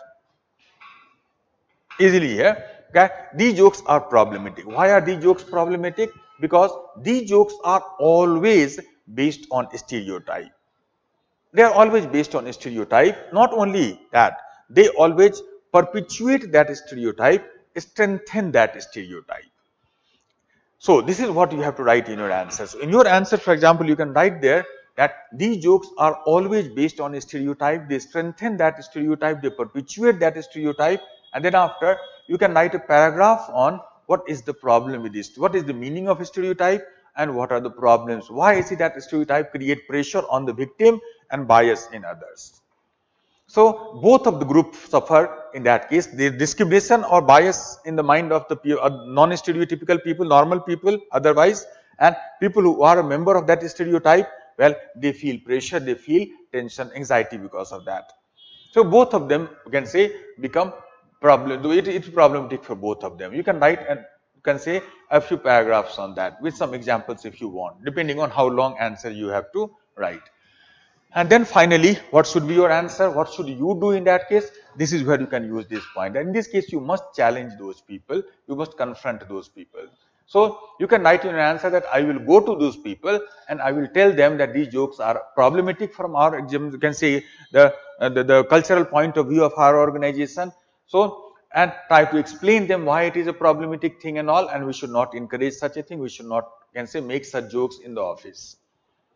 Not only that, in the senior meetings of in the next day, for example, when a meeting of senior officers is going on in the office, raise that issue. That in our organization, some people have been found to make fun of people on the basis of their ethnic or racial background. And it is bad for our culture. Let us try to, well, handle this. So at least, so you may not be able to give punishment to those people always. You may not be in that authority. But at least you can create a debate and discussion in your organization that these jokes are problematic. Why? Try to talk to the people, try to convince people, try to create a debate and discussion about that. Even that will serve an important purpose. That is what we can do here. So that is the meaning of this point finally. So that is all about the leveraging diversity as an emotional competence. Now next important thing that I would like to talk about now is, write down further, change the paragraph then up, write further, how to leverage diversity in an organization.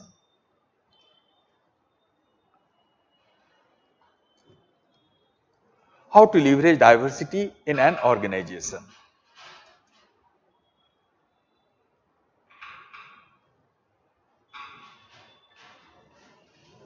How to leverage diversity in an organization.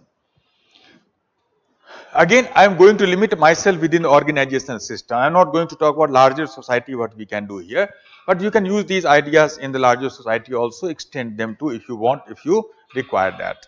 So every organization should try to create a diverse, you can say, workplace, work system, respectful culture. How can we create a diverse, respectful, productive, efficient work culture in the organization? Let us talk about a few things. First one, that every organization should do. Write down further. The organization should adopt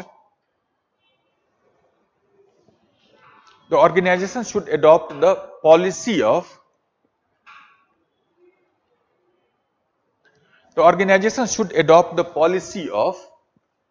zero tolerance for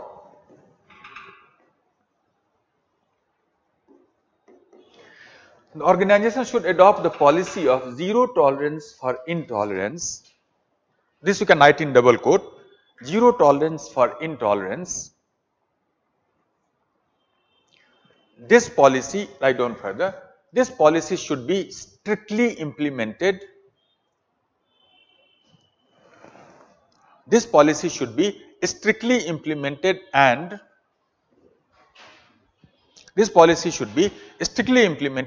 any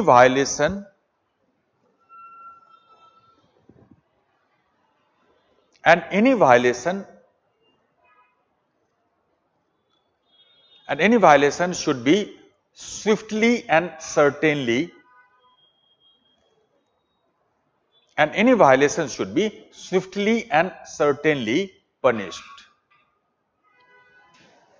Any violation should be swiftly and certainly punished.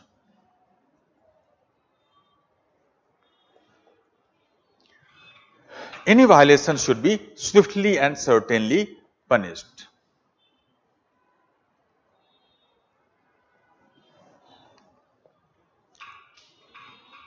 So, first thing that the organization should do is this. that adopt a policy of zero tolerance for it. This phrase has become extremely popular and important in this context here.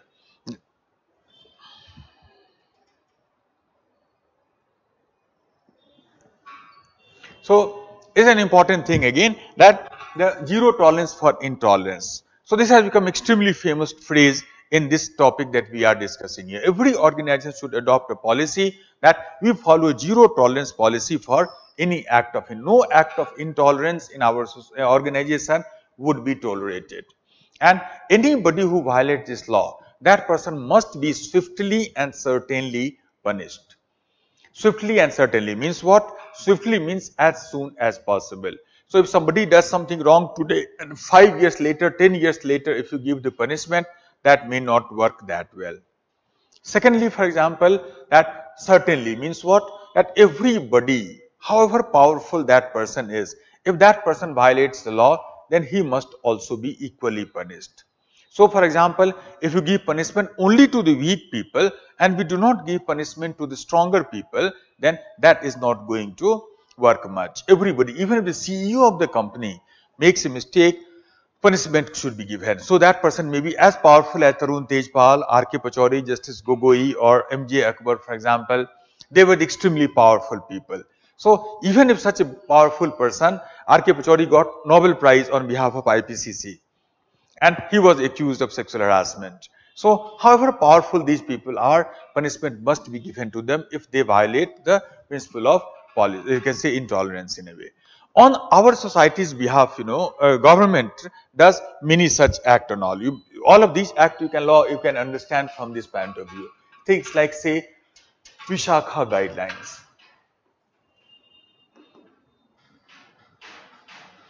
I hope that you are aware of the Vishakha guidelines. Vishakha guidelines are basically a set of guidelines how to make workplace safer for the women. These guidelines came up after you can see a high profile case in Rajasthan, Bhavri Devi case. You may be aware of that. Bhavri Devi was an Anganwadi worker in a village in Rajasthan and she was raped by some upper caste people there. And then after her case was taken by an NGO called Vishakha. And then after this case went to the Supreme Court, where in 1997-98, almost more than 25 years ago, the court gave a set of guidelines that how to make the workplace safer for the women. And they were known as Vishakha guidelines. Later on, almost 10 years ago, 2013, the government actually Parliament passed a law on the basis of the Vishakha guidelines that is known as POSH Act. Prevention of Sexual Harassment Act, normally it is known. So, POSHA, for Prevention of Sexual Harassment Act. Now, I will suggest you people, I do not, I'm not going to discuss the whole detail of this law in my class here, but I will suggest to you people that you should try to you should try to understand the most important provision of the POSH Act also. You can use the provisions of that law as a part of your answer. Very often they ask the questions about sexual harassment, as I told you earlier.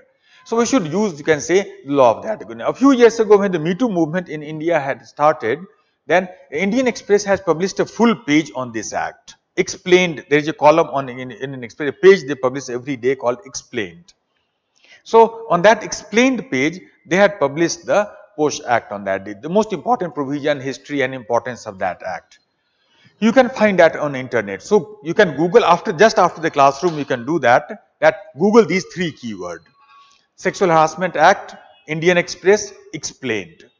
If you find these three keywords, then perhaps the first search will be the page that I am mentioning. So, take a printout of that page and read that very meticulously and try to understand what exactly this law means. So, this law provisions of this law actually can help you to write some good answers in some case study particularly. Because this law first of all has given a very clear definition of the sexual harassment also. For example, earlier it was said that sexual harassment, as we have seen in the previous topic also, is a very vague term. Same act can be okay for a man, but it can be a sexual harassment for a woman because their sensitivities are very different. So, very often you can say that men do some act which ultimately becomes sexual harassment without much bad intention. It might be stupidity, maybe it might be lack of sensitivity, lack of understanding, whatever you can see. So without bad intention, intention also, sometimes you can see that sexual harassment cases happen, and that creates problem for the diversity in the organization. So this act has given complete definition of what are those acts that should be considered as the act of sexual harassment. So that is an important thing that we have to know. So for example, if a man sends an SMS to a woman also, lewd SMS, you can say lewd SMS, then that also will be considered as an act of sexual harassment. Many such examples are given. You can find that in the POSHA Act that I mentioned earlier. So that is a number of definitions are given for that.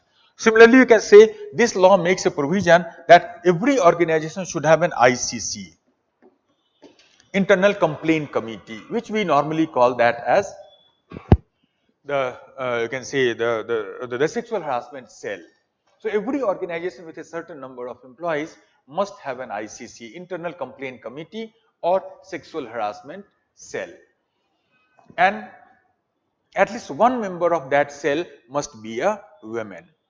Because normally when a woman is harassed sexually by somebody, then she finds it uncomfortable to share her experience with a man. So if a woman is there in the cell, then she will be more encouraged to report about her harassment and get justice in that case. So that is another important thing. This was one of the lacuna that was found in the Wrestlers Federation also, where Brijbhushan Singh was accused of sexual harassment. So this organization does not have any, you can say, ICC, the World, you can say, Wrestling Federation in India. So that also does not have an ICC. That is a big lacuna and problem. So according to the law, every organization must have an ICC, Internal Complaint Committee, or sexual harassment cell, so that the internal complaint of sexual harassment happening within the organization must be properly taken care of. So that is an example of that. So many such provisions are there, which is very important for us to keep in mind. You can use these provisions as a part of your answer in the case study, that this was a problem and that could be the solution. This is according to this act for your definition. So you can write that this act in a case study can be considered as an act of sexual harassment under POSHA Act. POSHA Act. So you can refer to the POSHA Act and its definition to understand or to identify what was an act of sexual harassment. That is something that you can do here. So I will tell you one interesting thing. A few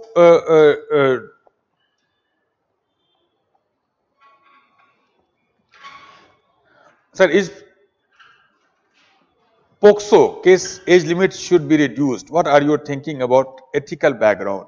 Yes, POXO case, there is one problem is there, that a large number of cases of POXO is actually leveled against the consensual you can say adolescent boys and girls. They try to elope with each other and marry, and just because their age is less than 18 years, for example, girls for example, then they are charged with the POXO Act. That has created lots of problems. More than half of the POXO cases are about elopement, where the family members of the girls use the POXO Act to, you can say, implicate the boys. So there is a debate about that slightly age of consent might be reduced a little.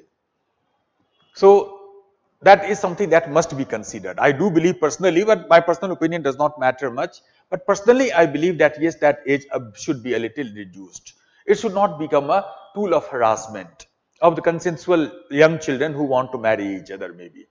Because under POXO Act, even if marriage is happening, then also it will become a rape if the age of the girl is less than 18 years. So that is a problem here. So that we have to think whether we can do that or not.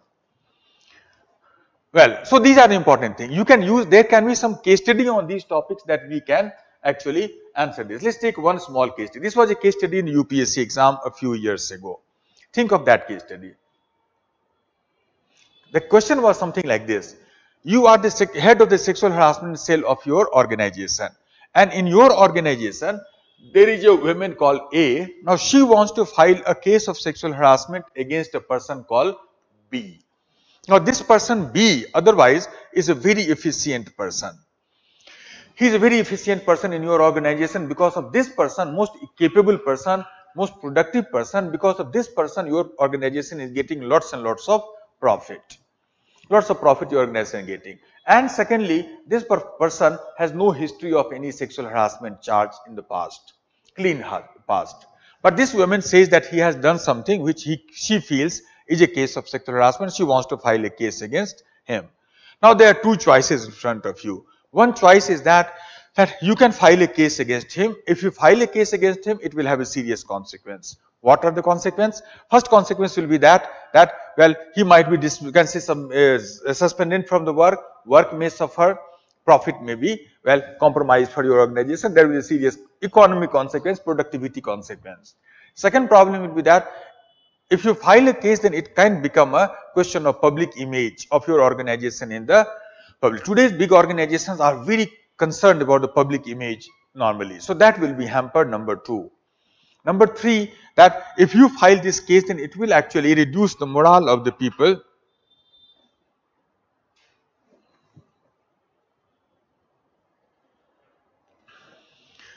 Morale of the, against say, people in the organization. That is a serious problem, because you know, after Tarun Tejpal case, I remember in Tahalka, more than 10 senior most journalists from Tahalka, including the deputy editor Shoma Chaudhary, they all resigned from the organization, saying that we do not feel like working in this organization now. So it reduces the morale of the people working in the organization. These are the consequences. Then after, so that is your first choice we have with these consequences. Second choice that you can have is that you can try to hush up the case, ask her to make compromise, ask him to pay some money, for example, or make some compromise, or well, something like this one. Now, in this case, what you should do as the head of the, that was the question. Now, in this case, I will say your answer must include the word zero tolerance policy.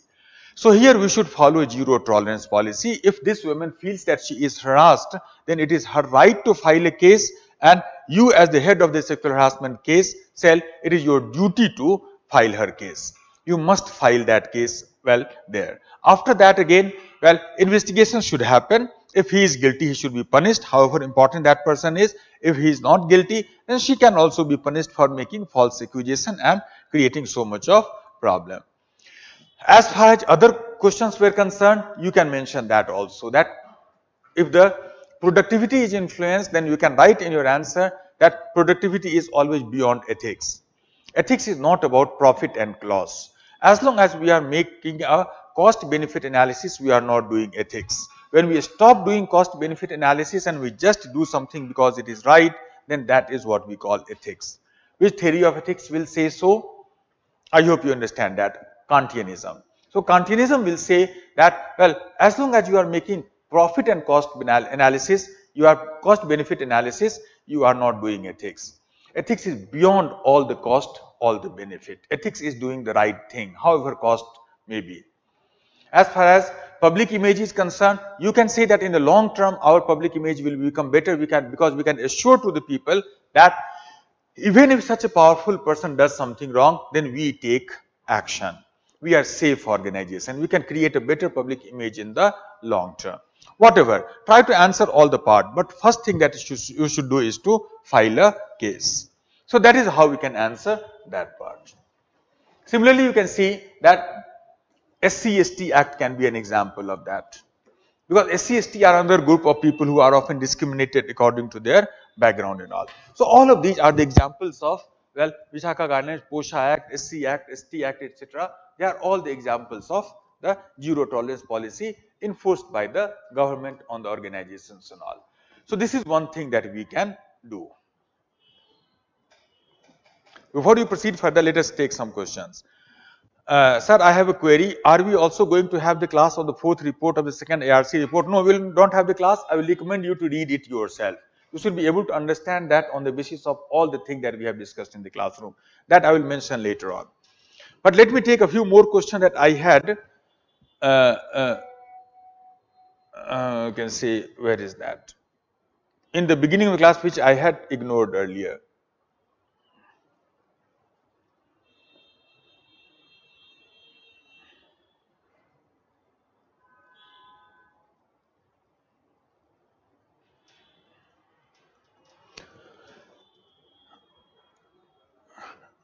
Nimai had asked a question in the morning, what is ethical egoism? I left that question. Ethical egoism is basically simply is not something that I discussed in my class, not very important from our course. But if you ask me, I can simply say that ethical egoism is an opinion which says that self-interest must be the basis of an ethical action. So if I do something for my self-interest, that is ethical. If I do something against my self-interest, then that is unethical. So that is called ethical egoism. Very simple language, though it is also a theory. People like Ayn Rand, Thomas Hobbes, these people have talked about some sort of ethical egoism. There was one more question which I had.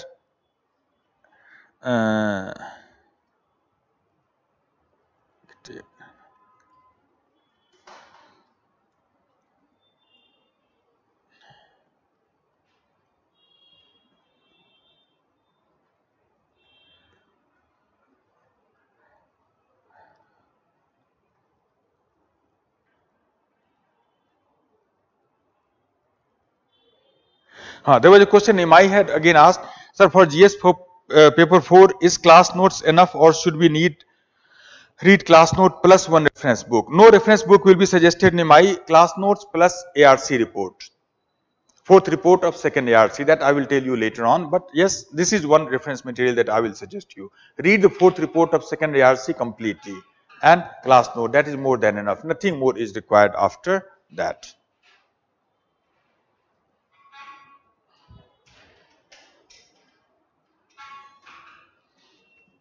So we are going to have class note. Second ARC report we don't have. Nimai again. Sir, is class note enough? Okay. Yes, Nimai, you asked the question again. I was looking for your question earlier. So you got your answer that along with class note, second ARC, fourth report, that we will have to read. Only that is required, nothing else will be required. Newspapers, only thing. I will tell you about that later. So I think that is it for today. We will discuss a little more of how can we leverage diversity in tomorrow's class. So that is for today. See you tomorrow. Next Monday, Monday.